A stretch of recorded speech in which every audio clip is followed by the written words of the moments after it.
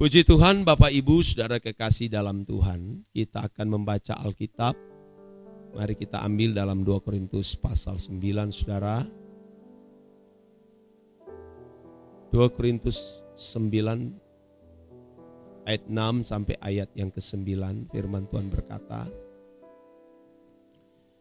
"Camkanlah ini,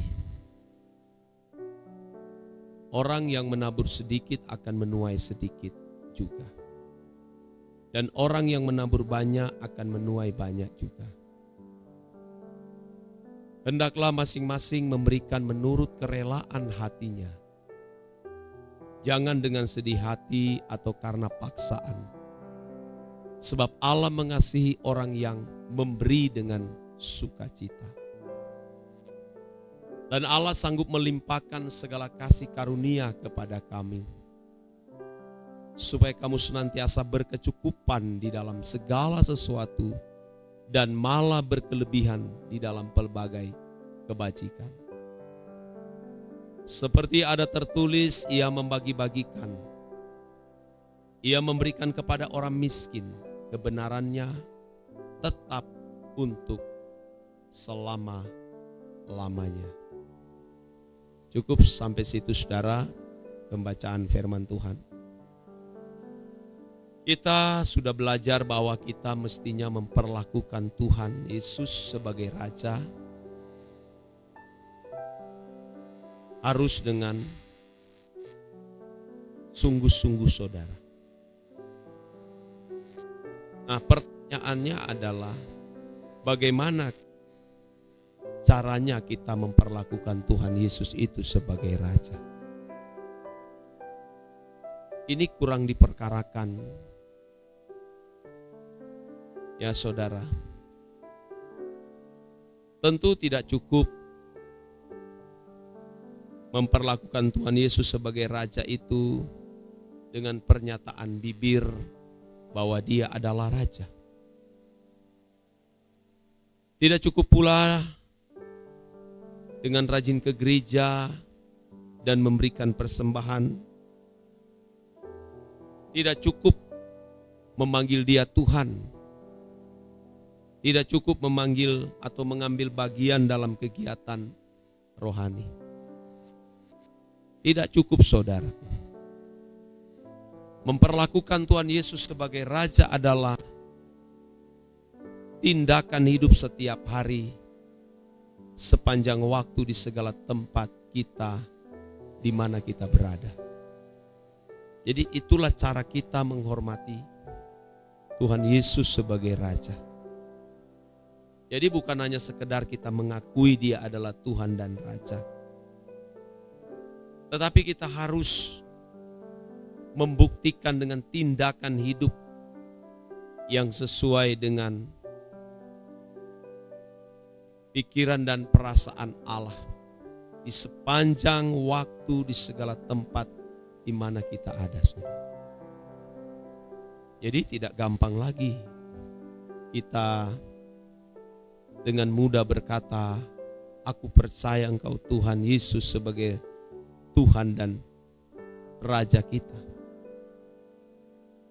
Kita harus menunjukkan sikap menghormati Dia sebagai Raja dari setiap tindakan kita. Bukan karena rajinnya kita ke gereja, bukan salah kita rajinnya. Bukan hanya sekedar kita memberikan sebuah pernyataan atau statement, "Aku percaya engkau adalah Raja." Tidak cukup dengan kita mengambil bagian dalam pelayanan pekerjaannya, Saudara. Kita harus menunjukkan dengan sikap tindakan kita. Coba kita ingat kembali, ya Saudara, mengapa dahulu kita menjadi Kristen dan datang ke gereja. Coba kita renungkan kembali, Saudara. Kembali. Supaya usaha kita diberkati, supaya tubuh kita disembuhkan,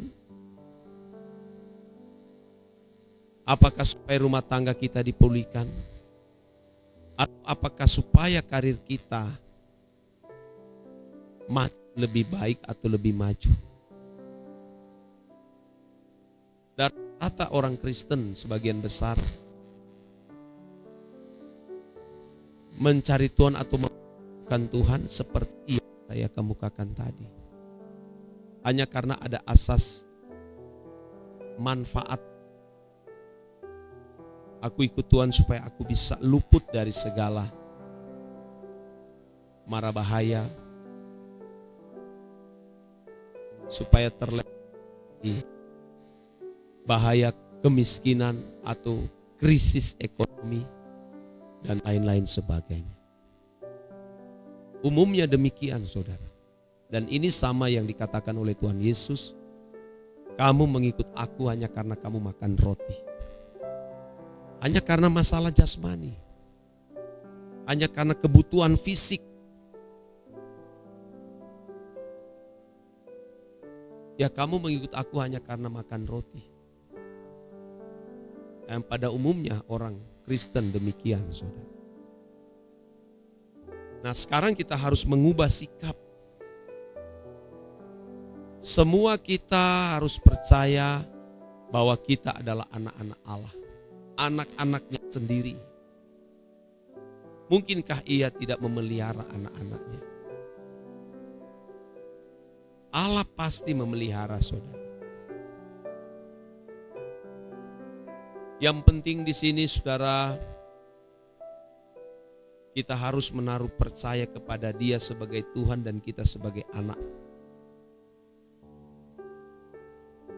Itu sebabnya segala sesuatu yang kita lakukan, kita harus melakukan dengan penuh kerelaan dan sukacita. Pasti kita diberkati Tuhan. Pasti, saudara. Tanpa doa pendeta pun saudara mempercayai Dia dan memberikan sikap hormat melalui tindakanmu kepada Dia sebagai Raja, otomatis kita pasti akan dipelihara Dia oleh Tuhan, oleh Dia, saudara. Tak usah merengek-rengek, saudara, mau minta didoakan. Termasuk ya saudara yang berulang-ulang.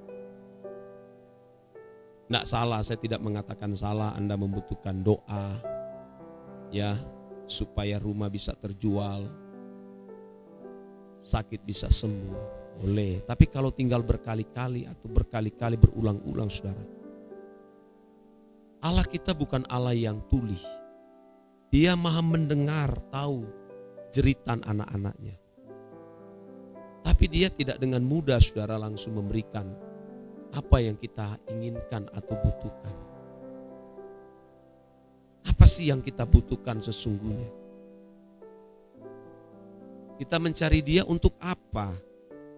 Kalau hanya untuk kebutuhan jasmani, tidak usah ikut Tuhan, lebih baik.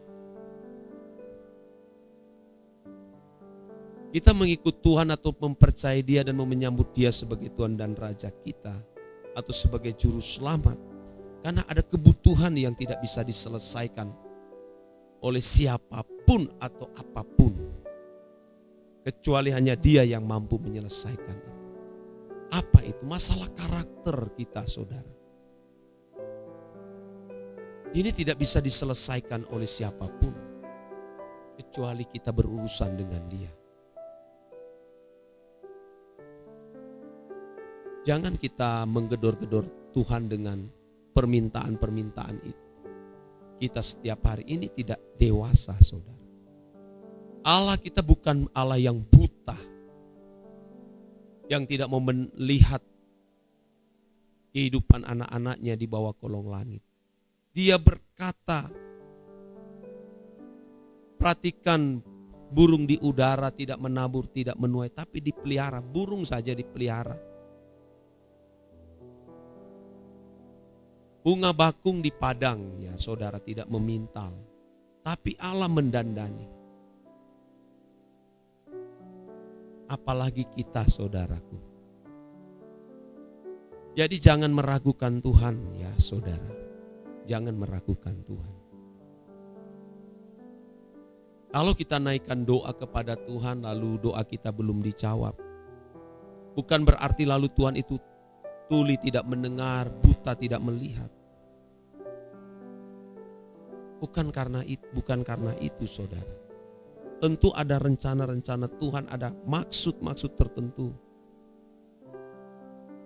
Jangan-jangan saudara rumah kita tidak jadi dijual, ya saudara, karena ada maksud dan rencana Tuhan di balik semua itu. Allah sanggup memberkati kita dengan caranya sendiri, saudara. Oleh sebab itu kita berurusan dengan Allah bukan karena perkara-perkara jasmani. Kita berurusan dengan Allah karena kita mau menyelesaikan karakter kita yang buruk. Ubah rutinitas kita, cara kita berhadapan dengan Allah. Oleh sebab itu, saudara kekasih dalam Tuhan, kita harus tekun, harus belajar, ya saudara, memberi waktu cukup dengan Tuhan, dan menjalankan apa yang Tuhan percayakan kepada kita. Jangan sampai saudara, kita seperti yang dikisahkan dalam Injil Lukas pasal 19 ayat 13-27. Mengenai kisah seorang hamba yang tidak menjalankan uang mina yang dipercayakan kepadanya. Itu menunjukkan bahwa dia tidak menghormati tuannya, majikannya. Anda tahu nak, alhasil ketika kembali tuannya tersebut, majikan tersebut langsung meminta pertanggungjawaban. Karena yang dia miliki itu adalah milik tuan, milik majikannya, bukan milik. Dia hanya dipercayakan. Dan oleh sebab itu, saudara kekasih dalam Tuhan, semua kita dipercayakan oleh Allah untuk melakukan apa yang Dia percayakan, supaya kelak kembali Dia datang, Dia menemukan orang-orang yang menghormati Dia dengan menjalankan segala sesuatu atau mengusahakan apa yang dipercayakan kepada kita. Jangan kita bodoh, saudaraku. Kita harus memandang Dia sebagai Tuhan yang telah membeli kita dengan harga lunas dibayar. Oleh sebab itu kita harus memuliakan Dia.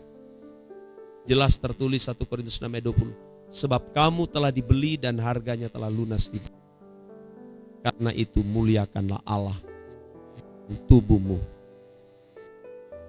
Jadi semua kita ini adalah miliknya. Sehingga kita harus mengembalikan segala sesuatu yang ada pada kita untuk kesukaannya. Karena Dia adalah Raja di atas segala raja. Jangan menyia-nyiakan kesempatan ini, saudaraku. Dan jangan berurusan dengan Allah hanya menyangkut pemenuhan kebutuhan jasmani. Inilah yang menjadi pesan Tuhan bagi kita sekalian. Amin.